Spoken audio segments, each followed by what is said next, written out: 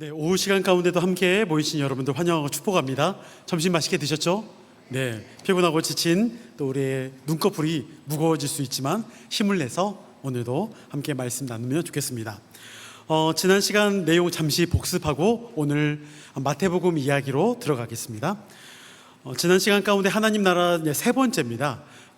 했던 내용 가운데 하나님 나라의 특징에 대해서 좀 이야기를 했었죠. 자기 부인, 내 자아를 내려놓는 것. 나의 주인은 누구인가? 네. 내 자아를 내려놓지 않을 때는 주인은 내가 될 수 있지만 내 자아를 내려놓음으로 인해서 내 주인은 하나님이시다라는 것을 또 우리 함께 살펴봤습니다. 그리고 하나님 나라의 특징 가운데 또 다른 하나는 소유권 이전이었습니다. 마태복음 13장 44절부터 46절까지의 내용에 보면 우리 함께 읽어보겠습니다. 시작. 천국은 마치 밭에 감추인 보화와 같으니 사람이 이를 발견한 후 숨겨두고 기뻐하며 돌아가서 자기의 소유를 다 팔아 그 밭을 사느니라. 또 천국은 마치 좋은 진주를 구하는 장사와 같으니 극히 값진 진주 하나를 발견함에 가서 자기의 소유를 다 팔아 그 진주를 사느니라. 아멘. 여기서 말하는 마태복음에서의 천국은 이렇다라고 13장에서 말하는 천국, 하나님 나라, 동일한 의미로 쓰여진다라고 할 때 천국은 첫 번째는 44절에서 밭에 감추인 보화와 같다라고 이야기를 합니다. 그러니까 밭에 감추인 보화를 발견하니까 이제 집에 돌아가서 자기의 소유를 다 팔아 그것을 그 밭에 숨어 있는 보화를 사기 위해서 자신의 것을 다 판다는 거죠. 또 그 밑에 진주를 발견하는 것도 마찬가지입니다. 45절과 46절에서 좋은 진주를 이제 발견을 해서 또 이 사람이 자기의 소유를 다 팔아 진주를 사게 되죠. 그러니까 하나님 나라의 특징에 대한 것은 소유권에 대한 부분을 다 이전하는 것, 다 파는 것이라고 이야기를 할 수 있죠. 원리는 모든 것을 다 판다는 것이고요. 이제 하나님 나라를 살아가는 태도는 무엇이냐? 다시 한번 보여주실까요? PPT. 이 다음 건가요? 네, 이 다음 거. 네, 맞습니다. 함께 가운데 부분을 보게 되면 뭐라고 되어 있습니까? 기뻐하며 돌아간다. 그러니까 소유를 다 팔긴 파는데 돌아가서 기쁨으로 천국을 얻기 위해서 자기 소유를 갖고 이제 팔려고 돌아가는 거죠. 제가 그래도 이야기를 말씀을 드렸죠. 우리가 하나님 나라를 살아감에 있어서 정말 우리가 기쁨으로 우리가 주의 사역을 감당하며 기쁨으로 내게 주어지는 일들을 감당하고 있느냐, 쉽지 않죠 이게. 네. 오늘 점심 때만 하더라도 우리 여전도 기관 연합회에서 이렇게 주방 봉사를 하느냐 마느냐 좀 이렇게 생각이 될 때도 있잖아요.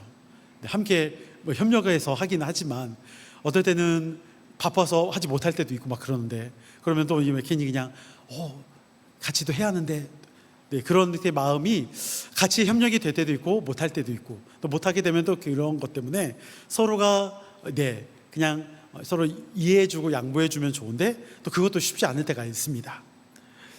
그러니까 기쁨으로 정말 그 사역을 감당하느냐, 하나님 나라를 소유하기 위해서 내가 기쁨으로 그 일을 하고 있느냐. 근데 기쁨으로 그것을 감당하기보다는 늘 우리 가운데 버겁게 느껴지는 게 사실인 거죠. 이게 힘들고 어렵고 그렇게 생각되어지는 것들. 하지만 하나님 나라를 살아가는 우리의 태도는 기쁨으로 그 역할을 감당할 수 있어야 한다는 것, 우리가 또 함께 생각해 보면 좋겠습니다. 세 번째, 하나님 나라의 특징은 확장력, 영향력에 있다라는 것이죠. 마태복음 13장 31절부터 32절, 32절까지만 보면 이렇게 말씀하고 있습니다. 우리 함께 읽어봅니다. 시작. 또 비유를 들어 이르시되 천국은 마치 사람이 자기 밭에 갖다 심은 겨자씨 한 알 같으니 이는 모든 씨보다 작은 것이로되 자란 후에는 풀보다 커서 나무가 되매 공중의 새들이 와서 그 가지에 깃들이느니라. 아멘. 천국은 뭐라고 합니까? 겨자씨 하나를 같다라고 말합니다. 겨자씨 하나는 참 작은 씨앗이기는 해요. 그런데 이것이 자란 후에는 32절에서 뭐라고 합니까? 풀보다, 일반 풀보다 커져서 뭐가 됩니까? 나무가 된다라고 합니다. 근데 겨자는 실제로 화면에도 보이지만 나무라 불릴 만한 것은 원래는 아니에요.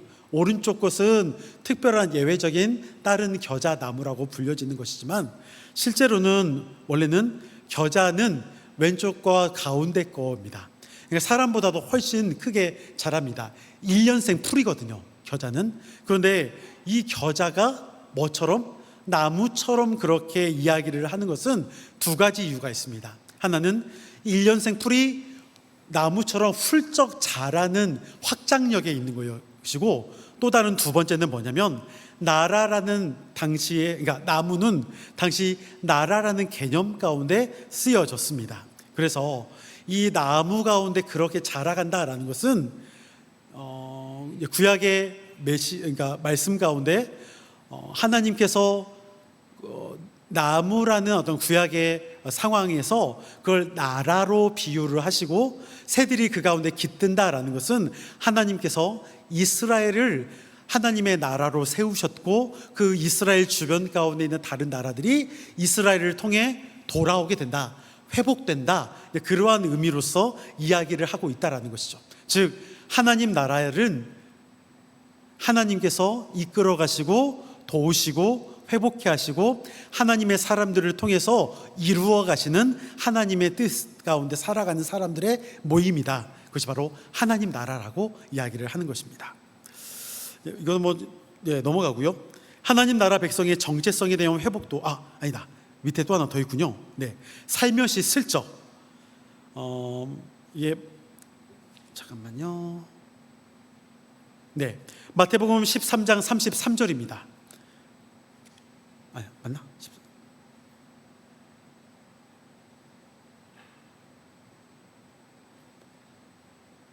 33절 맞죠? 제 거에서 없어서. 함께 읽어보겠습니다. 시작. 또 비유로 말씀하시되 천국은 마치 부풀게 한 누룩과 같으니라. 근데 눈이 안 보여가지고. 근데 이것을 여러분 세번역으로 하면 세번역에 이렇게 되어 있다라고 했어요. 세번역 함께 읽어봅니다. 시작. 예수께서 또 다른 비유를 그들에게 말씀하셨다. 하늘나라는 누룩과 같다. 어떤 여자가 그것을 가져다가 가루 서말 속에 살짝 섞어 넣으니 마침내 온통 부풀어 올랐다.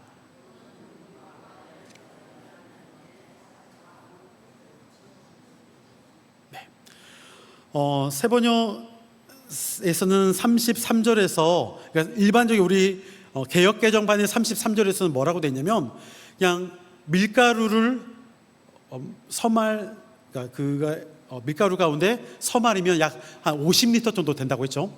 50리터 정도 되는 그 서말 속에 누룩을 집어넣는데 그 서말이라든 50리터도 그렇게 부풀어 올 만큼 작은 누룩이 그렇게 확장력이 있다, 변화시킨다라는 것을 말씀을 드렸습니다. 그러니까 이것과 동시에 세번역 가운데 빠져있는 내용이 무엇이냐면 아까 세번역 봤을 때 살짝 집어넣었다라는 표시가 되어 있어요. 근데 여러분 살짝이라는 것을 일반적으로 어떨 때 사용합니까? 몰래, 그죠? 근데 굳이 예를 들면 집에서 어머니께서 아니면 우리 엄마 이렇게 우리 아내들이 이렇게 집에서 밀가루 반죽을 하는데 살짝 누룩을 몰래 집어넣을 이유가 있을까요? 굳이 없어요. 근데 세번역에서는 가루 서말 속에 누룩을 살짝 슬며시 몰래 집어넣었다라고 이야기를 하고 있어요. 그러니까 이것은 하나님 나라에 어떻게 하나님 나라가 이루어 나가는 것을 보여줘요. 즉 앞에서는 작은 거 하나라도 누룩이 됐든 겨자씨가 됐든 확장력을 보여준다라면, 크게 자라가고 모든 것을 변화시킨다고 한다라면, 슬쩍 집어넣었다는 것은 뭐냐면 하나님 나라 가운데 나도 모르게 그렇게 변화되어 간다는 거예요.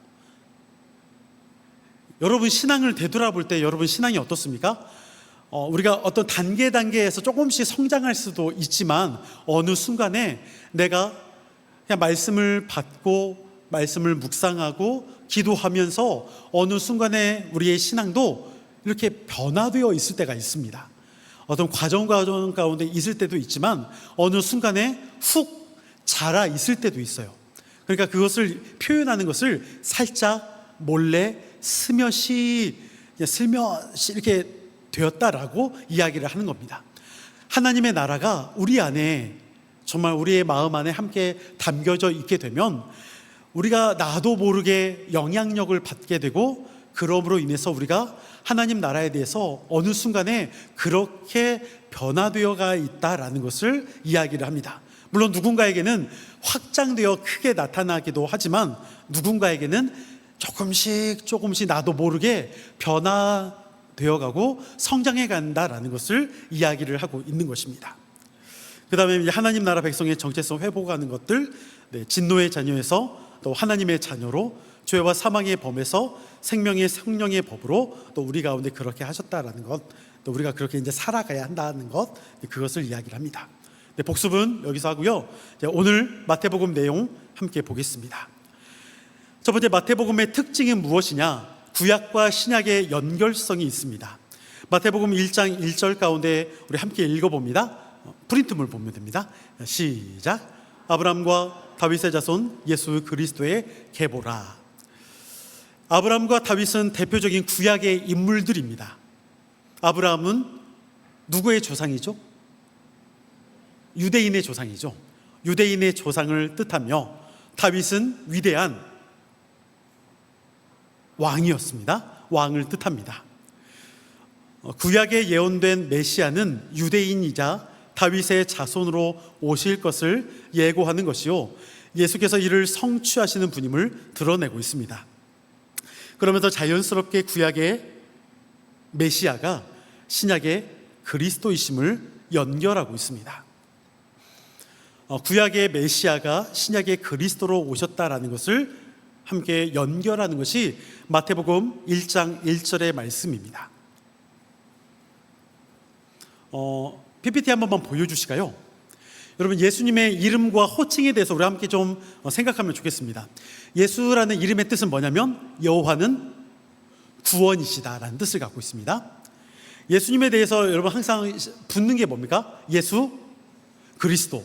실제로 여러분, 그리스도라는 것은 이름은 예수님의 원래 이름이 아닙니다. 근데 우리는 많은 사람이 예수 그리스도, 그러니까 그리스도라는 것을 그냥 예수님의 하나의 이름처럼 생각할 때가 있어요. 근데 여러분, 예수님의 이름이 아닙니다. 그리스도는 어떤 뜻을 갖고 있냐면 기름 부음을 받은 자다라는 뜻을 갖고 있습니다. 근데 이것이 헬라어로 그리스도가 히브리어에서는 어떤 뜻이냐면 보이죠? 뭡니까? 메시아. 메시아도 여러분 우리가 참 많이 듣지 않습니까? 메시아나 그리스도나 모두 다 똑같은 말입니다. 뜻은 어떤 뜻? 기름 부음을 받은 자. 이것을 기름 부음을 받았다라는 것을 구약에서는 메시아라는 단어로 쓰였고 신약에서는 그리스도다라고 쓰인 거예요. 그러니까 예수님의 이름은 원래는 그냥 예수지 예수 그리스도가 아니에요. 그리스도는 그냥 기름 부음을 받은 구원자 예수, 그냥 이렇게 표현을 하는 겁니다. 그러면 메시아 예수도 동일해요. 그러니까 예수 그리스도나 예수 메시아나 다 똑같다라고 생각하시면 됩니다. 그런데 우리가 그리스도라는 이름 아니면 메시아라는 그 이름을 굳이 왜 그렇게 쓰는 이유가 있느냐라는 거죠. 기름 부음을 여러분 받는 것은 과거 구약 가운데 세 부류만 기름 부음을 받을 수가 있습니다. 제가 밑에 써놨죠. 어떤 세 부류입니까? 첫 번째는 왕. 왕은 특별하게 하나님의 기름 부음을 받았습니다. 그러니까 기름 부음을 그 당시에 받는다는 것은 특별하게 하나님의 사명을 감당한다라는 거예요. 그래서 기름 부음을 받았던 첫 번째 부류는 누구냐면 왕이었습니다. 두 번째는 누굴까요? 제사장입니다. 제사장은 하나님과 이스라엘 백성들과의 관계 안에서 이스라엘 백성들이 잘못한 일이 있어서 죄를 짓고 제사를 통해서 하나님 앞에 다시 용서함 받을 수 있는 그 중간의 역할을 하는 것, 이것이 바로 제사장의 역할이잖아요. 그러니까 제사장도 특별한 사명을 받았습니다. 그리고 세 번째 부류가 어떤 부류입니까? 선지자입니다. 선지자는 하나님의 말씀을 받아서 그 말씀을 전했던 사람이죠. 그러니까 선지자도 특별하게 하나님의 말씀을 사명을 받았습니다. 그런데 중요한 것은 이 세 가지를 다 감당했던 사람들이 있었을까라는 거죠. 있었을까요? 예를 들면 구약에 여러분 잘 알고 있는 유명한 사람 누가 있을까요? 다윗은 왕이었습니다. 하지만 다윗이 제사장이나 선지자는 아니죠. 그러니까 다 감당할 수는 없습니다. 또 누가 있을까요? 구약의 유명한 사람? 모세라고 할까요? 모세는 리더이기는 했지만 그렇다고 왕이진 않고요. 그리고 제사장이라 말하기도 어렵지만 그래도 선지자로서의 역할을 감당했다라고 하면 하나님의 말씀을 선포했죠. 하지만 왕과 제사장의 역할은 그 당시 감당할 수가 없었습니다. 또 누가 있을까요? 구약의 인물들 가운데 누구? 네, 사무엘.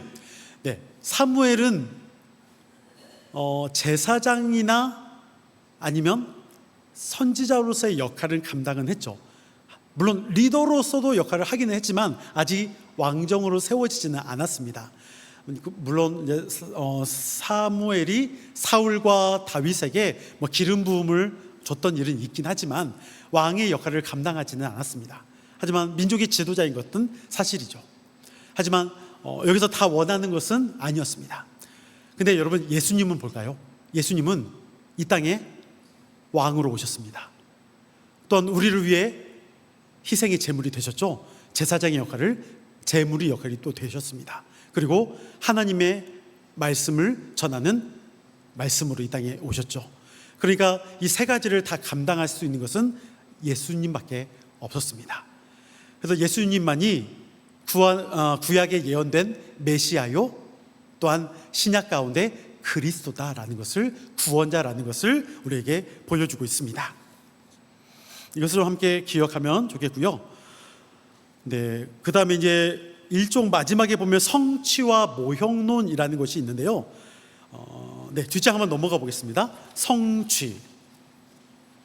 성취란 뭐냐면 마태복음의 핵심 주제 중 하나로 예수님께서 구약의 인물, 사건, 제도 등과 비교할 때 예언된 모든 것을 다 이루셨다라는 의미, 그것이 바로 성취하였다라는 겁니다. 그러니까 이루었다라는 표현과 동일하죠.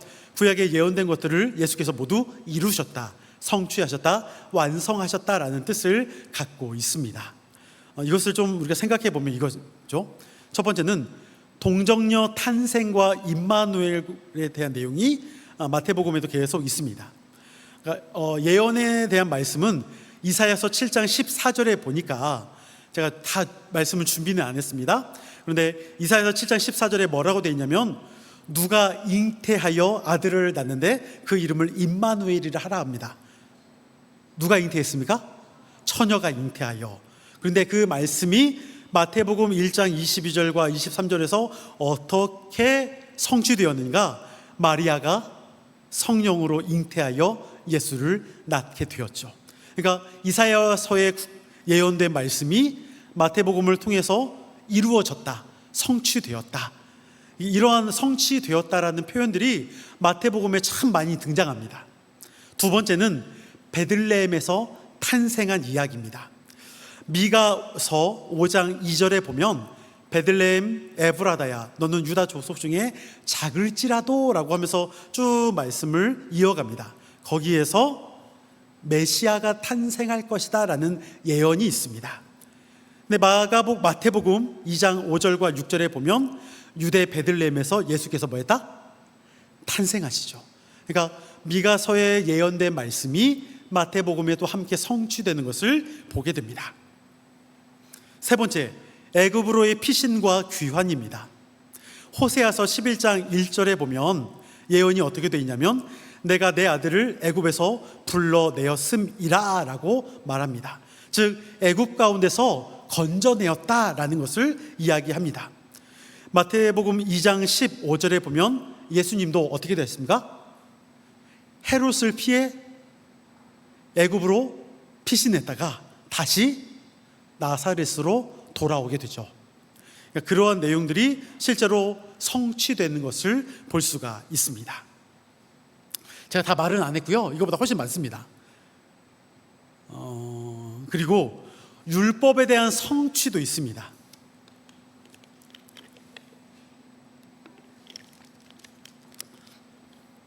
이 율법에 대한 성취는 마태복음 5장 21절부터 48절까지 내용에 6가지 명제라고 되어 있는데요.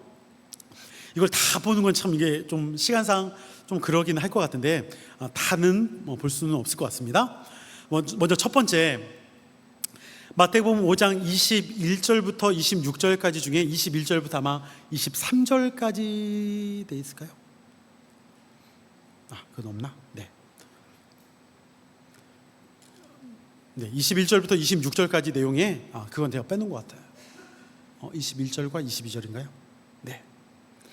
우리가 함께 이걸 읽어보겠습니다. 21절과 22절 말씀입니다. 시작. 옛 사람에게 말한 바 살인하지 말라. 누구든지 살인하면 심판을 받게 되리라 하였다는 것을 너희가 들었으나 나는 너희에게 이르노니 형제에게 노하는 자마다 심판을 받게 되고 형제를 대하여 나가라 하는 자는 공회에 잡혀가게 되고 미련한 놈이라 하는 자는 지옥불에 들어가게 되리라. 아멘. 이게 잘 보면 여러분 파란색 글씨로 되어 있는 것은 뭐냐면 구약에 너희가 이렇게 말씀을 들었다라는 거예요. 그러니까 파란색 글씨만 보면 옛 사람에게 말한 바 살인하지 말아라. 이것을 구약의 말씀 가운데 십계명에도 있죠. 또 그렇게 살인을 하게 되면 어떻게 된다? 심판을 받게 된다는 것을 너희가 들었다. 그러니까 너희가 과거 구약의 십계명과 율법을 그렇게 들었다라고 예수님이 말씀하시는 거예요. 근데 빨간색 글씨는 뭐냐면 예수님이 이제 내가 말할 거야 라는 부분이에요. 나는 너희에게, 제자들에게 말씀하시는 거죠. 나는 너희에게 말한다. 그러면서 뭐라고 합니까? 형제에게 노하는 자마다 심판을 받는다. 형제를 대어 라가가 뭐냐면 여러분 욕이에요. 욕인데 어떤 욕이냐면 야 이 골빈 놈아 이런 뜻이에요. 이 뇌가 없는 놈아, 머리가 텅텅 빈 놈아, 이런 의미를 갖고 있어요. 근데 여러분 생각할 때 이 욕이 심합니까? 심합니까? 네. 아침에 제가 설교했을 때 저희 어머니가 욕한 것보다 여러분 더 심한가요? 야, 이 썩을 놈아! 말씀하셨던 것보다 더 심한가요, 여러분? 네. 저희 어머니가 신앙인이었습니다. 네. 참 신앙인. 네. 근데 여러분, 어떻습니까? 근데 생각해 보면, 그냥, 야, 이 골빈 녀석아! 말하는 게 너무 자주 우리도 좀 쉽게 말했던 거 아닌가요? 어떻게 보면 우리도 자녀들에게나 다른 누군가에게 좀 생각 좀 해라 뭐 이런 것들 우리도 이야기할 때가 좀 있잖아요. 제발 좀 생각 좀 하고 말해라. 네. 그러니까 여러분 이게 구약과 지금 신약에서 예수님이 말씀하신 거의 차이를 아시겠어요? 구약에서는 직접적으로 사람을 죽인 것을 심판을 받는다라고 말을 한 거예요. 그런데 신약에 와서 예수님이 내가 너희에게 말하겠다라고 하는 것은 뭐냐면 직접적으로 사람을 죽이는 그런 행위의 결과가 아니라 말로써 상대방을 힘들게 하고 상처를 주고 아픔을 주고 하는 그것조차도 뭐라고 본다? 뭐로 봐요? 살인으로 본다는 거예요.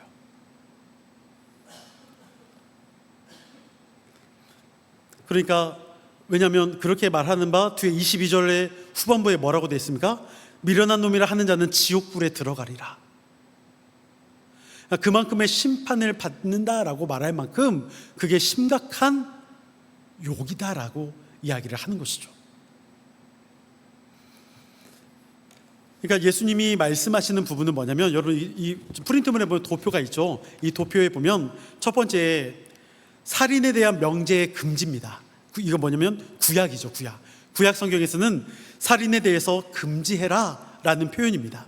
그런데 원뜻에서는 뭐냐면 이웃을 사랑해라 라는 뜻을 갖고 있고, 예수님이 의도하는 바는 뭐냐면, 비록 우리의 말뿐이더라도 그 말에 대해서 그 영혼을 생명으로 우리가 존중하고 말을 함부로 해서는 안 된다라는 것을 이야기하고자 하는 내용입니다.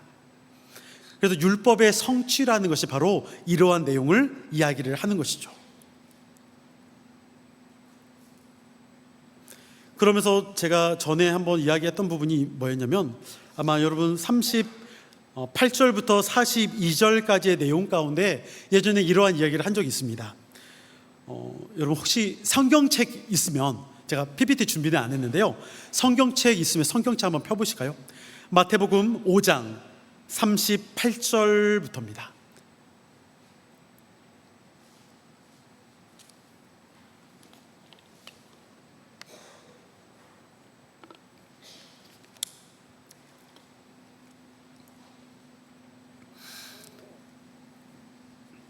마태복음 5장 38절. 자, 우리 38절 말씀 함께 읽어봅니다. 시작. 또 눈은 눈으로, 이는 이로 갚으라 하였다는 것을 너희가 들었으나. 아멘. 자, 구약의 율법 가운데는 뭐라고 말합니까? 눈은 눈으로 갚아라, 이는 이로 갚아라. 이게 여러분 뭐냐면 딱 그 정도까지만 이야기를 하는 거예요. 그러니까 뭐냐면 내가 당한 만큼만, 그 부분만 그대로 해라. 내가 이만큼을 당했으면 이만큼까지만 갚아주는 거예요. 더 이상의 보복을 해서는 안 된다라는 거예요. 우리가 생각할 때는 너무 좀 잔인한가? 눈은 눈, 이는 이. 근데 여러분 실제로 한 대 맞은 사람은 한 대 그대로 해주는 것이 아니라 우리의 마음은 더 몇 배로 갚아주고 싶은 것이 때로는 우리의 마음이지 않을까요? 네. 그러니까 더 이상의 것을 하지 말라라는 보복에 대한 금지예요. 근데 원뜻은 뭐냐면 약자 보호법입니다. 왜냐하면 여러분, 가진 사람은, 만약에 갖지 않은 사람이 잘못을 했을 때 그만큼의 것을 동일하게 한다면 갖지 않은 사람은 피해가 훨씬 더 크잖아요. 그런데 가진 사람이 잘못을 했어요. 그러면 갖지 않은 사람이 그대로 돌려주려고 한다면 가진 사람은 보복하려고 되지 않을까요? 몇 배나 더 내가 이렇게 해도 하겠어라고 협박하고 그렇지 않을까요? 그러니까 오히려 눈에는 눈, 이에는 이는 약자 보호법입니다. 그런데 이 가운데 예수님이 말씀하시고자 하는 의도는 뭐냐? 39절 가운데 뭐라고 합니까? 우리 39절 함께 읽어봅니다. 시작. 나는 너희에게 이르노니 약한 자를 대적하지 말라. 누구든지 내 오른편 뺨을 치거든 왼편도 돌려대며. 네. 누구든지 너의 오른편 뺨을 치거든. 여러분의 오른편 뺨이 어디입니까? 이쪽이잖아요. 그렇죠? 여러분 이쪽이 아니에요. 여러분 오른편이잖아요. 오른편 뺨을, 여러분 저번에 한번 제가 말씀을 드렸는데, 오른편 뺨을 맞으면 왼편도 돌려대라고 하는데 오른편 뺨을 어떻게 맞아요? 네, 우리 이수건 선생님, 왼손으로 이렇게 한다고 했잖아요. 근데 일반적으로 왼손은 부정하다고 해서 잘 사용을 안 했어요. 그러면 오른손으로 오른쪽 뺨을 때려야 돼요. 어떻게 때려요? 네, 손등으로 탕 때리죠. 여러분 맞아봤습니까? 기분 나쁩니다. 예. 근데 여러분 그 밑에 보면 40절에 또 뭐라고 되어 있을까요? 40절에 또 너를 고발하여 속옷을 가지고자 하는 자에게 겉옷까지도 가지게 해라. 여러분, 일반적으로 속옷을 갖고 싶어서 고발하는 사람이 있을까요? 예를 들면 여러분들이 제 빤스가 탐내서 법정에다가 고소할까요? 말이 안 되잖아요. 네, 이 말이 안 되는데 왜 이렇게 이야기를 했느냐? 실제로는 겉옷을 얻기 위해서는 차라리 겉옷은 비싸다라고 생각을 하니까, 그러니까 이것을 고발할 수는 있죠. 그런데 신명기 율법 가운데 뭐라고 되어 있냐면, 겉옷에 대해서 혹시나 담보로 뭔가를 얻었다라면 어떻게 해라? 해가 지기 전에 돌려줘라 말해요.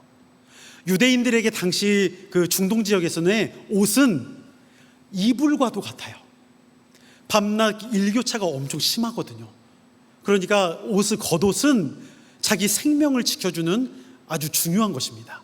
그런데 이것을 돌려주라 하는 거예요. 담보로 잡을 수 없다라는 거예요. 생명 가운데 연결된 것이니까 돌려주라는 거예요. 그런데 돈을 빌려준 사람은, 아니 그러면은 뭐야, 나는 빌려줬는데 담보로 잡을 게 없네, 겉옷은 돌려줘야 하니까, 그러니까 뭐라도 잡아요? 속옷이라도 담보로 잡는 거예요. 그거라도 잡아야 조금이라도 유익이 되니까. 겉옷은 잡으면 그날 해가 지기 전에 돌려줘야 하기 때문에 자기에게 아무런 효득이 없는 거죠. 이득이 없어요. 그러니까 속옷이라도 그냥 담보로 잡아둬야겠다. 그래서 송사 가운데 있다라는 거예요. 그거라도 속옷을 돌려줘라 이런 얘기는 없으니까, 율법에. 그러니까 속옷이라도 얻기 위해서 담보라도 그것을 갖는다라는 얘기입니다. 그러니까 이 이야기는 뭐냐면, 제자로 살아가는 우리 가운데 어떤 거라도 뭔가 내 것을 가지려고 하지 말아라. 그냥 용서해 주어라. 그냥 다 내어 주어라. 이런 내용이 그 가운데 있습니다. 근데 여러분, 이게 쉬운 일일까요? 무한한 용서와 원수에 대한 사랑, 뭐든지 다 그냥 내어주고 그냥 내가 없다, 자기를 부인하고 한다는 게 여러분 쉬울까요? 근데 예수님께서 이것을 그렇게 하셨잖아요. 그러니까 어떻게 보면 율법의 성취라는 것은 우리가 그렇게 할 수 있다, 뭐 이걸 못해서 우리는 우리 못하면은 또 구원 못 받는다, 이런 게 절대 아닙니다. 이것을 알고 보면 예수님께서 성취하셨다는 거예요. 예수님께서 성취하셨기 때문에 그 예수를 믿는 우리도 할 수 있다라는 부분을 전제하에 함께 말하고 있는 것이지, 실제로 그걸 그렇다고 하지 못했다고 해서 왜 이걸 못했어, 이 정도 신앙밖에 안 돼, 구원 못 받아, 이러면 이런 뭔가를 정죄하기 위한 판단이 절대 아닙니다. 여러분, 성취, 앞에서 말했던 것처럼 성취는 누가 이루신 거예요? 예수님. 우리가 이뤘다는 게 아니에요. 예수님이 그렇게 이루셨다라는 거예요. 그러니까 예수님이야말로 과거 구약 가운데 그렇게 말씀하셨지만, 예수님은 신약에 와서 내가 이렇게 다 이루었다라는 부분들을 우리에게 말씀해주고 있다라는 것입니다. 제가 앞에 명제에 대한 것만 좀 이야기를 빨리 할게요. 첫 번째 명제는 살인 금지입니다. 그리고 두 번째 27절부터 30절까지는 간음하지 말라라는 겁니다. 간음하지 말라. 세 번째 31절과 32절은 이혼 예외 규정입니다. 이혼 예외 규정. 33절과 37절에서는 맹세를 지켜라 라고 이야기를 합니다. 맹세를 지켜라. 38절부터 42절까지는 보복하지 말라. 43절부터 마지막 48절까지는 이웃 사랑입니다. 근데 이제 이것은 구약에 예언된 명제예요.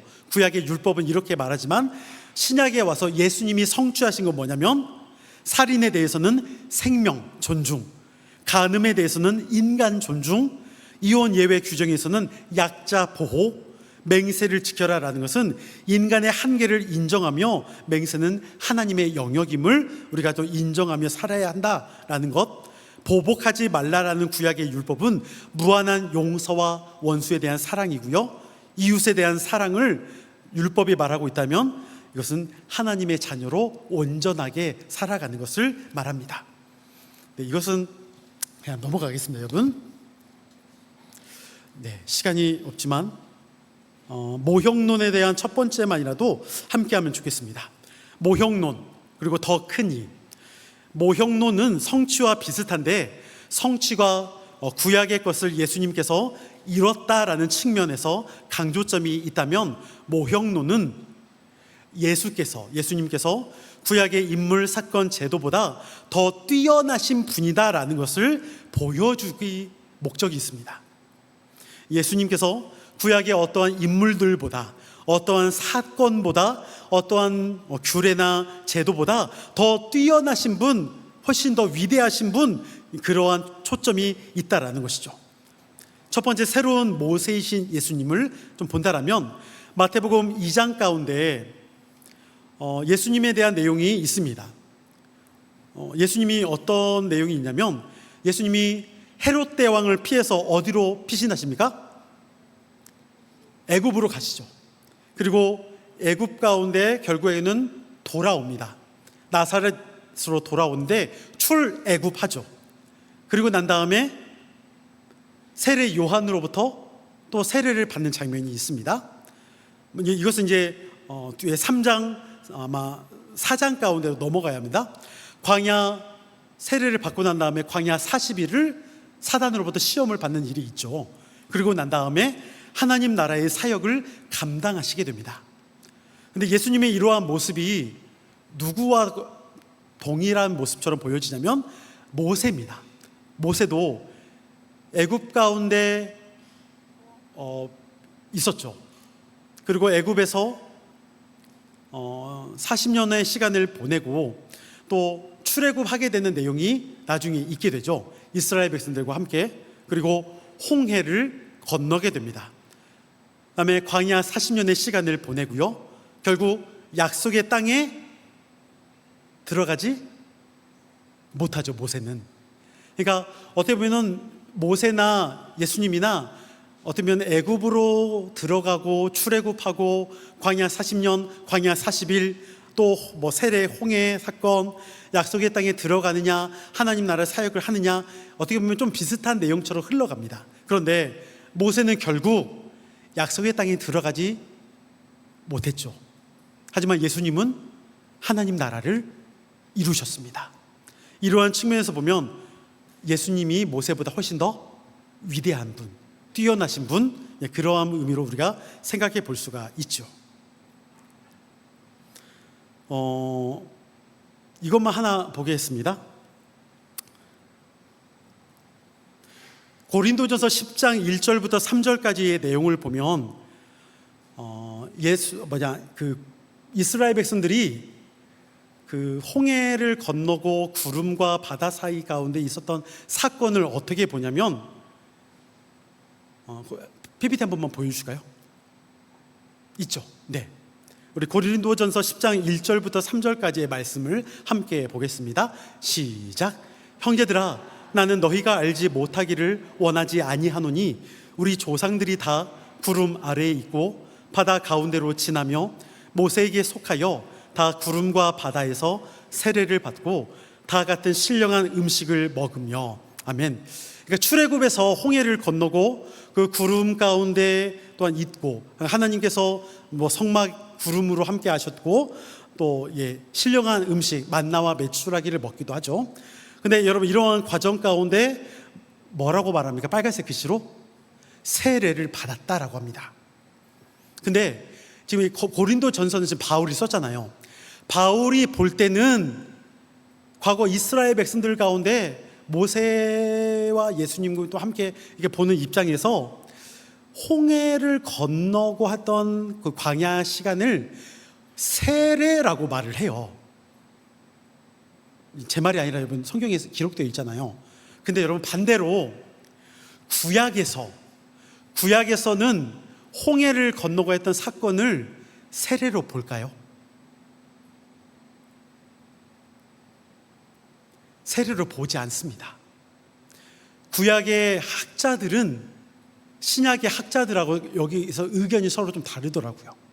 신약의 학자들은 신약을 토대로 해서 구약을 볼 때 홍해를 건너고 했던 그 사건에 대해서 세례라고 그냥 그렇게 인정을 합니다. 왜냐하면 바울 서신에 그대로 나와 있으니까.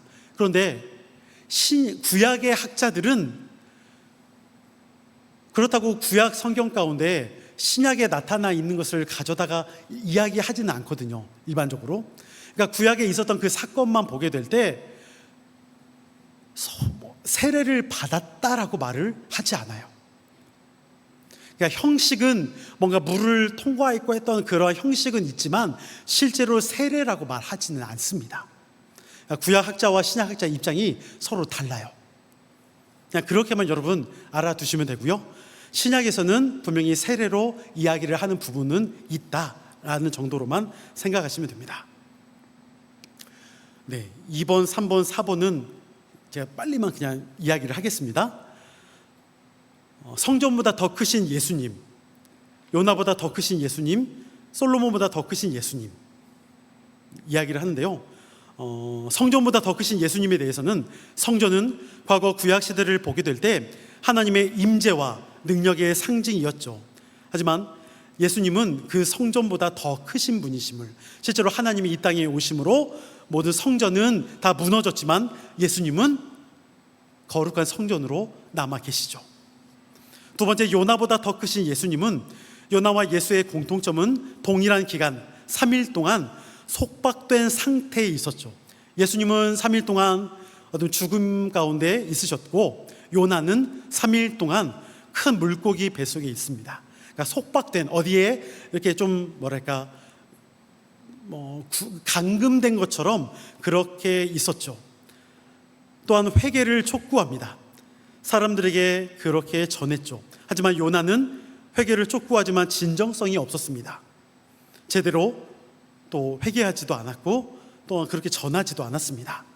예수는 결국 자신을 희생하면서 십자가의 죽음과 대속의 은혜를 보여줍니다.